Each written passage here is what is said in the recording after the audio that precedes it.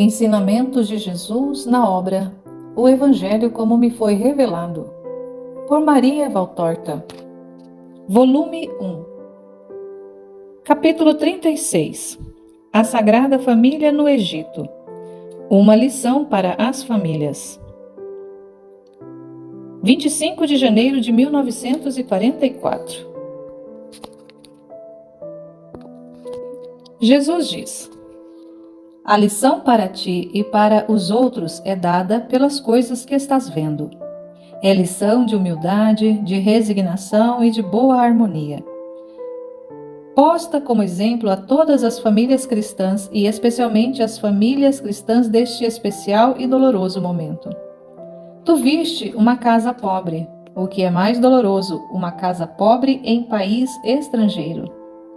Muitos, só porque são dos fiéis, passáveis, que rezam e me recebem na Eucaristia, rezam e comungam pelas suas necessidades, não pelas necessidades das almas e pela glória de Deus, porque é raro alguém rezar sem ser egoísta.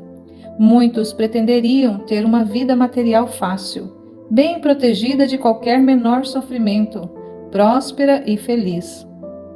José e Maria tinham a mim, Deus verdadeiro, como seu filho, e, no entanto, não tiveram nem o pobre bem de serem pobres na própria pátria, no lugar onde eram conhecidos, onde ao menos tinham a própria casinha e um alojamento, não eram uma preocupação constante entre tantas outras.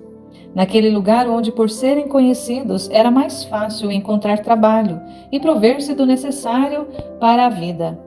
Eles são dois fugitivos e justamente porque me têm consigo. O clima é diferente, o lugar é diferente, tão triste em comparação com os doces campos da Galileia. Língua e costumes diferentes, em meio a uma população que não os conhece e que tem a habitual desconfiança para com os desconhecidos. Privados daqueles móveis cômodos e estimados da sua casinha, de tantas coisas humildes, mas necessárias que lá havia e que não pareciam tão necessárias, enquanto que aqui, neste nada que os rodeia, parecem tão belas, como aquelas coisas supérfluas que tornam as casas dos ricos deliciosas. Com saudade da cidade e da casa, com o pensamento naquelas pobres coisas lá deixadas, do pomar, do qual talvez ninguém esteja cuidando, da videira e da figueira e de outras muitas árvores úteis. Com a necessidade de prover ao alimento de cada dia, às roupas, ao fogo, dia após dia, as minhas necessidades de criança, à qual não se pode dar o alimento dos grandes, com tanto desgosto no coração. Pelas saudades, pelo amanhã, que ainda é desconhecido, pela desconfiança de um povo que se esquiva principalmente nos primeiros tempos, a aceitar as ofertas de trabalho de dois desconhecidos. Contudo, tu viste a casa. Naquela morada paira a serenidade, o sorriso, a concórdia, e se procura torná-la mais bela de comum acordo, também a pobre hortinha, para que fique parecida com a que foi deixada e mais confortável. Nesta casa só há um pensamento: que esta terra se torne menos hostil, menos miserável para mim. Santo que venho de Deus, o amor destas pessoas de fé, que são os meus pais, amor que se manifesta em mil cuidados, desde a cabrita que compraram a preço de muitas horas extras de trabalho, até aos brinquedos entalhados em sobras de madeira. As frutas apanhadas só para mim, sem que dela eles nem provassem. Meu querido Pai da terra, como fosse amado por Deus Pai no alto dos céus, por Deus Filho, e se fez Salvador sobre a terra. Naquela casa não houve nervosismos, mau humor, caras fechadas, nem reprovações recíprocas, nem muito menos se falou contra Deus, que não os cumulou com o bem-estar material. José não censura Maria por ser causa de suas dificuldades, nem Maria censura José por ele não saber lhe dar um maior bem-estar. Eles se amam santamente, eis a explicação. Portanto, a preocupação não é com o próprio bem-estar, mas cada um se preocupa com o outro. O verdadeiro amor não conhece egoísmo. O verdadeiro amor é sempre casto, mesmo sem castidade perfeita dos dois esposos virgens. A castidade unida à caridade leva consigo todo o acompanhamento de outras virtudes, fazendo de dois que se amam constantemente duas perfeições de cônjuges. O amor de minha mãe e de José era perfeito. Por isso, ele era um incentivo para todas as outras virtudes, e especialmente para a da caridade para com Deus. Bendito em todo tempo, não obstante sua santa vontade fosse penosa para a carne e o coração. Bendito porque, acima da carne e do coração, o Espírito estava mais vivo e Senhor dos dois santos. Este Espírito, com reconhecimento, exaltava o Senhor, por tê-los escolhido para serem guardas de seu eterno Filho. Naquela casa se rezava, agora reza-se pouco nas casas. Nasce o dia e chega a noite, começam-se os trabalhos, e sentai-vos à mesa sem um pensamento dirigido ao Senhor, que vos permitiu ver um novo dia, podendo chegar a uma nova noite, que abençoou as vossas fadigas, concedendo que essa fadiga se tornasse o meio de conquistar aquele alimento que o fogo cozinhou, as vestes que vestis, aquele teto todo necessário à vossa natureza humana.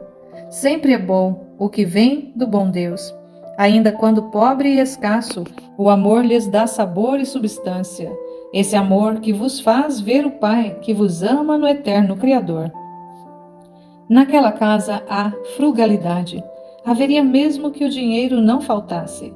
Eles se nutrem para viver, e não para agradar a gula, com a voracidade dos insaciáveis, com os caprichos dos gulosos, que se vão enchendo até não poderem mais, e esbanjam seus haveres em alimentos caros, sem um pensamento a quem tem pouco ou é privado de alimento, sem refletirem que, se tivessem moderação, muitos poderiam ser aliviados do tormento da fome. Naquela casa se ama o trabalho. Ele seria amado mesmo se o dinheiro fosse abundante, porque no trabalho o homem obedece ao mandamento de Deus e se livra do vício, que, como era firme, aperta e sufoca os ociosos como blocos e móveis de pedra. Bom é o alimento, sereno é o repouso, contente está o coração, quando se trabalha bem e se goza o tempo de pausa entre um trabalho e outro. Aquele vício que tem múltiplas faces não se arraiga na casa e na mente de quem ama o trabalho. Não se arraigando, então, aí prospera o afeto, a estima, o respeito recíproco, e os pequenos pimpolhos crescem numa atmosfera pura e dão origem a futuras famílias santas. Naquela casa reina a humildade. Esta é uma lição de humildade para vós, soberbos. Maria teria sido humanamente mil e uma razões para se ensoberbecer, fazendo-se adorar por seu cônjuge. Também tantas mulheres assim fazem somente por serem um pouco mais cultas, ou de nascimento mais nobres, ou mais ricas que o marido. Maria é esposa e mãe de Deus, e no entanto serve a seu cônjuge, não se fazendo servir por ele. É toda amor para com ele. José é o chefe de casa, julgado por Deus, tal digno de ser um chefe de família, a ponto de receber de Deus a guarda do Verbo feito carne e da esposa do Eterno Espírito. Contudo, é sempre solícito em poupar Maria de fadigas e trabalhos, fazendo até o mais humilde trabalho de casa, para que Maria não se canse. Mas não só, pois procura proporcionar a ela alguma recreação, e quando pode, esforçando-se para tornar-lhe a casa cômoda e a pequena horta com flores viçosas. Naquela casa a ordem é respeitada, sobrenatural, moral e material.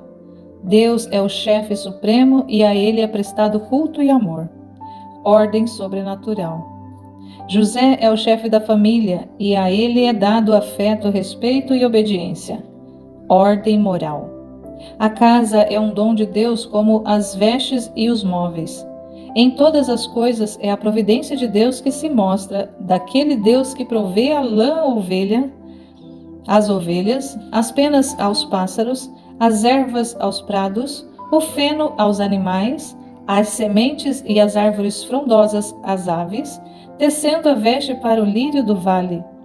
A casa, as vestes, os móveis são recebidos com gratidão, bendizendo a mão divina, tratando-os com respeito como dons do Senhor, sem olhar com descontentamento porque são pobres, sem estragar os dons, abusando da providência.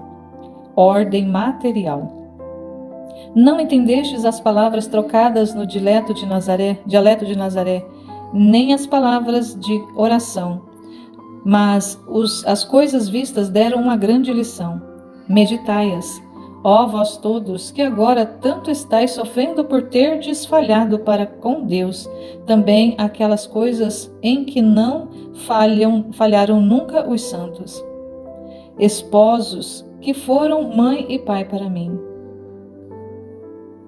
E tu, deita-te com a recordação do pequeno Jesus. Sorri pensando em seus passinhos de criança. Dentro em pouco o verás, caminhando debaixo de uma cruz. E será uma visão de pranto.